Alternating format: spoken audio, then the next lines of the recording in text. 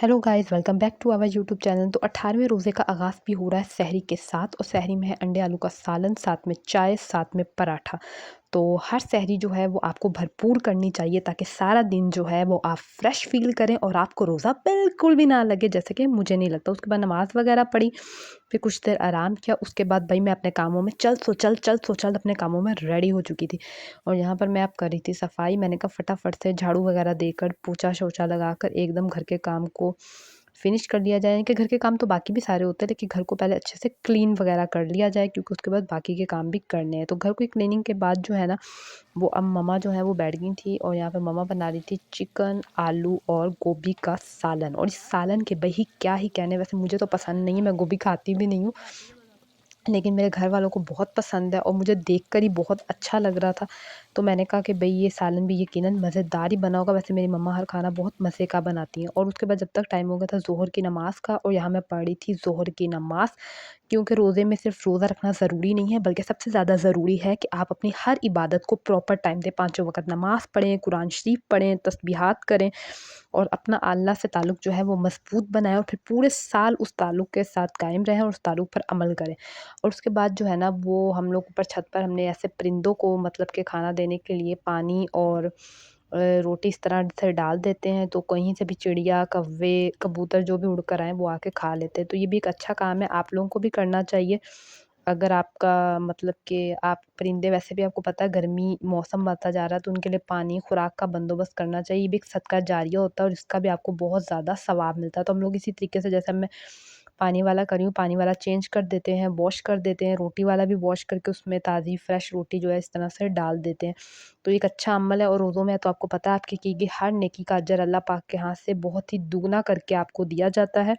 और वैसे भी रोज़ों के अलावा भी साल में आपको इस तरह से परिंदों को अनाज डालने की, बाज़ दफ़ा तो सड़कों के किनारे होते हैं, वहाँ पर आप जाके डालें, आपके घर पर डाल सकते हैं। और अगर आपका मतलब हो तो आप किसी को, जो तरीका है, आप किसी भी तरीके से जो है ना सब लोगों की मदद कर सकते हो। ये एक अच्छा अमल है, जिसकी वजह से इंसान की जो है वो अपनी ज़ात का, एक तरह से मैं तो ये समझती हूँ कि जब भी आपको अच्छा अमल करो, आपकी ज़ात का कितारसिस हो जाता है, आपको अंदर से जो आपकी ज़ात बहुत साफ़ हो जाती है, बहुत आपको अच्छा महसूस होता है। तो ये काम करने के बाद जो है ना, जब तक टाइम हो गया था अफ्तारी का, बीच में मैंने असर की नमाज़ वगैरह भी पढ़ ली। और यहाँ पर अब हमारे गोभी आलू का सालन बनाया था, तो मम्मा ने कुछ गोभी के फूल इस तरह से बचा कर रख लिए थे, क्योंकि मेरी सिस्टर को जो है ना गोभी के पकौड़े बहुत बहुत बहुत ज़्यादा पसंद है। तो वो यहाँ पर मम्मा उसके लिए बना रही थी गोभी के पकौड़े।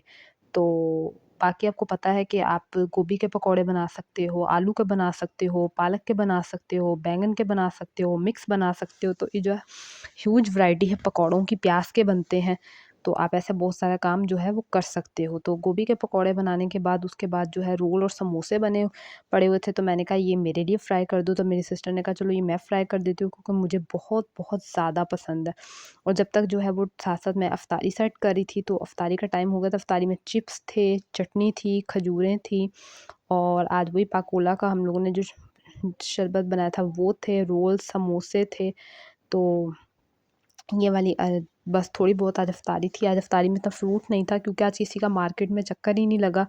तो वरना कुछ फ्रूट्स वगैरह भी ले आते, तो हमने कहा छोड़ें, कभी-कभी आपको थोड़ी बहुत अफ्तारी के साथ भी जो है ना वो गुज़र-बसर कर ही लेना चाहिए। ये भी कोई बहुत बुरा अमल नहीं होता। तो अल्हम्दुलिल्लाह से यहाँ पर 18वें रोज़े की जो है वो अफ्तारी से फ़ारिग होने के बाद जो है, यहाँ पर अब मैं पढ़ रही थी मगरिब की नमाज़, क्योंकि बीच में ही जो है नमाज़ पढ़नी होती है आपको। नमाज़ के बाद जो है वो बस ये दिल करता है कि थोड़ा बहुत अगर कुछ खाना है तो खा लो, वरना चाय पीना तो कंपल्सरी है ना, क्योंकि आपका सारा दिन के बाद जो आपने एकदम खाया होता है वो कुछ हज़म हो जाता है। तो मम्मा बनाई थी चाय, और चाय पीने के बाद जो है ना मैं ज़्यादा फ्रेश महसूस करती हूँ, और ज़्यादा जो है वो बाद में सुकून से इंसान इशा की नमाज़ पढ़ता है और फिर सो जाता है। तो आज मेरा दिल किया कि चाय के साथ ज़रा बिस्किट खाकर देखते हैं। तो यहाँ पे चाय के साथ मैं बिस्किट खा रही थी, और इसके साथ ही व्लॉग को करती हूँ ख़त्म। कल मुलाकात होगी, तब तक के लिए अल्लाह हाफ़िज़। चैनल को सब्सक्राइब कर लीजिएगा। बाय बाय, कल मिलेंगे।